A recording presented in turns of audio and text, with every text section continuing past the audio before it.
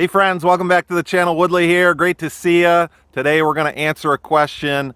Why did you choose to use an architect and how did that come about? So right now I'm sitting under what we call the climbing tree.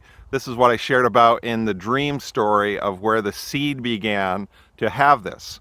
Well, it was several years when we first started coming here to the point where we were really able to move forward directly with developing a specific plan, hence the need for an architect. We had to ask my mom for the property. Initially, we offered to buy it from her. She wanted to give it away, but she wanted to make sure that my siblings were okay with that. And we didn't want to burn any bridges or ruin any relationships.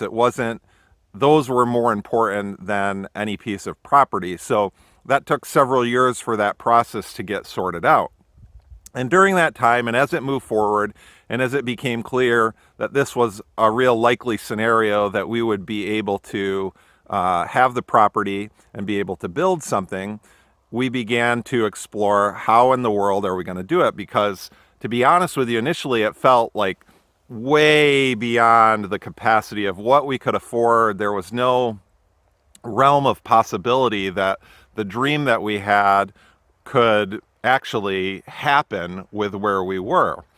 So in that process, you begin to explore scenarios for how can you do this in an affordable way. And that led me into a deep research with things like how to build your own home, self-building. I came across a YouTube channel of how to build your own home from a guy in Arizona. And I initially took his course. He has like a $15 course that looks at pricing. The guy's name is Keith. And in that, I was realizing I needed to become knowledgeable about all manner of things building. And that led me into further YouTube research. So I became very familiar with the Build Show Network, guys like Matt Reisinger, Steve Basic, if you're familiar with them. Another channel that I really love to follow is the Perkins Builder Brothers. Those are some different. One is just the construction process. The others are talking about the building science of that. So in that process, we had a few goals and priorities. So number one, my wife's parents, Shelly's parents, they live with us now. We have a duplex and they live upstairs. And we wanted to have a place for them, a beautiful place for them in this season of life. And right now they live on the second floor, but we wanted for them to have ground floor access. We also wanted a place for our kids to have their own bedrooms.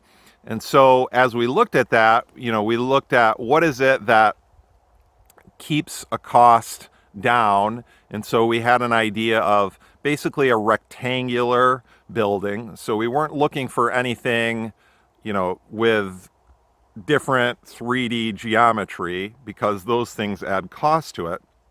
And on this property, we have the advantage of the views that we wanted to take advantage of are south facing. So we wanted to realize the solar gain from that plus the views. It was really ideal. So the bottom floor, it's on the sloped site, would be a walkout unit for my in-laws. And it was important that that was large enough for them to be comfortable with and then to also accommodate our needs. So we had sketched out a floor plan and I had really been thinking through where the priorities would be in this. All along in this process, I'm thinking the only way that we're really going to be able to afford this is by doing it as an owner builder. Well, at some point you have to take action because you have all these ideas in your head and you're talking to people, but you have to really begin to set your foot to it. So in the process of researching, I was looking at financing options, exploring those things, and I called the local bank, and the local bank said, owner builders is a red line for us. We don't loan to owner builders. Now, there are other institutions that do lend to owner builders. And in fact, the one that we're working with now and will likely go with actually does lend to owner builders.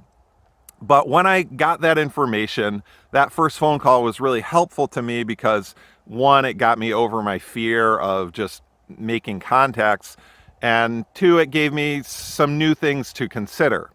So at that point, we had been following a local builder, New Frontiers, a guy named Paul Ducharme, who I went to high school with, and following their work on Facebook, and a number of people that I know he had done work for, really quality work of the nature of things that I had been learning from the building science side of the process of building.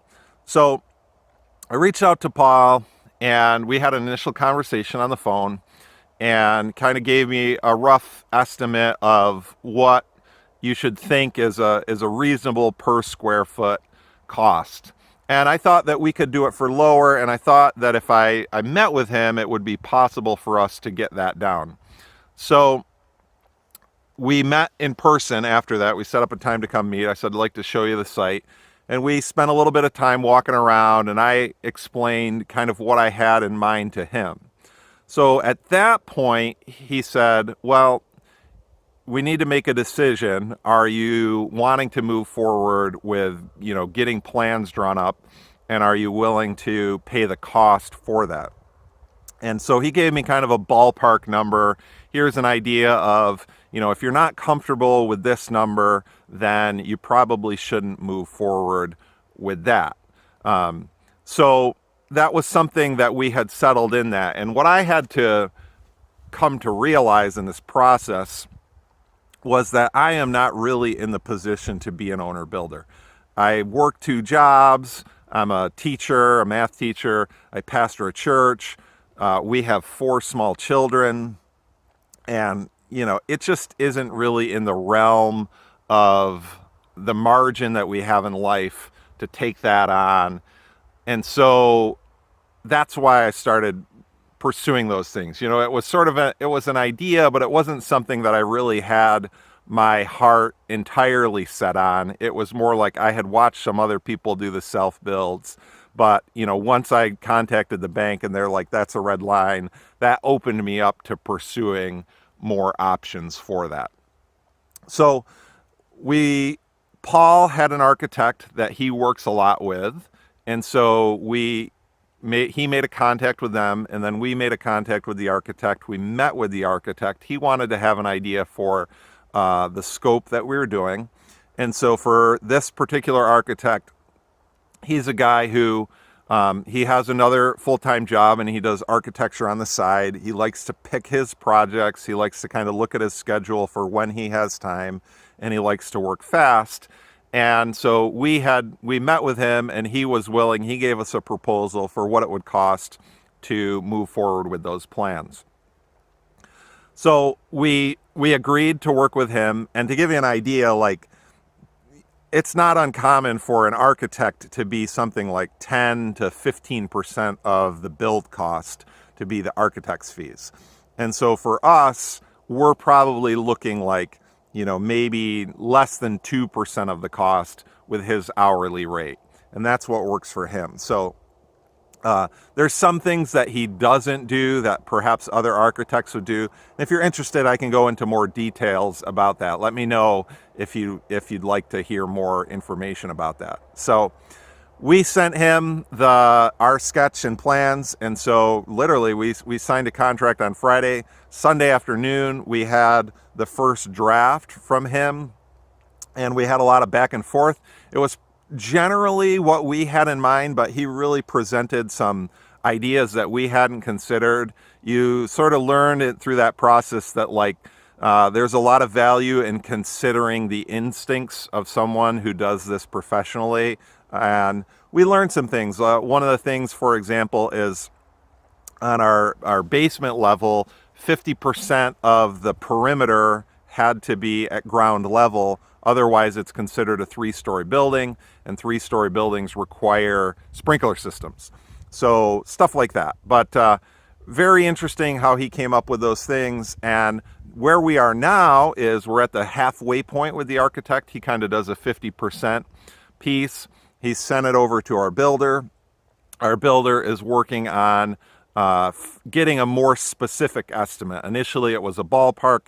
He's going to work on getting more specific numbers for us, and that will help us realize, okay, where are we? Do we have a little more room? Do we need to try to dial something back? Do we need to figure out a different way with that? And so that's how the process we came to the decision to work with an architect. So very interesting. Didn't think I'd be here, but it all happened pretty quickly, and it really flowed pretty naturally once those things came in line, and we feel very confident about who we're working with for this point. So let me know if you have any questions, and feel free to leave them in the comments. If you're enjoying this, hit that like button, and thanks for the subscribers. Looking forward to sharing more of the journey. Have an awesome day.